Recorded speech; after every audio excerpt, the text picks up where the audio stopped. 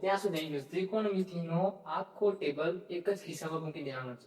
સરસ રીતે સમજાવું, ધ્યાન આપજો. વર્ગમૂળમાં l r l છેદમાં 4 4 r. આ l નો મતલબ કે લેફ્ટ અને r નો મતલબ કે right. sin cos tan, sin નું ઊંધું cosec, cosec નું ઊંધું sec, tan નું ઊંધું cot. આ ના યાદ રહે તો આપણે યાદ રાખી દેવાનું. સોના, ચાંદી, તોલા. CSC સેન્ટર યાદ, CSC. ઓકે, જોજો. sin 45 શું થશે? તો વર્ગમૂળમાં આ sin છે એનું સૂત્ર વર્ગમૂળમાં l ના છેદમાં 4. sin 45 છે તો 45 ક્યાં છે? હા, l એટલે ડાબી બાજુ. l ની ડાબી બાજુ કેટલી સંખ્યા છે? તો 1 2. તો l ની જગ્યાએ 2 છેદમાં 4.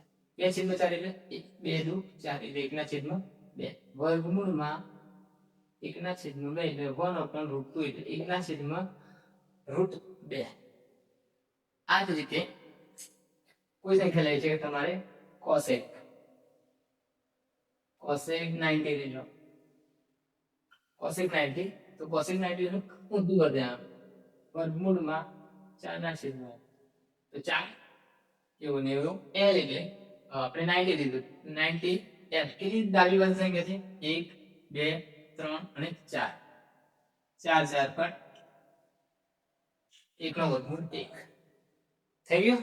આ રીતે કોઈ પણ ત્રિકોણમિતિની sin cos ગમે તેની વેલ્યુ આપણે આ રીતે ફાઇન્ડ કરી શકીએ. હવે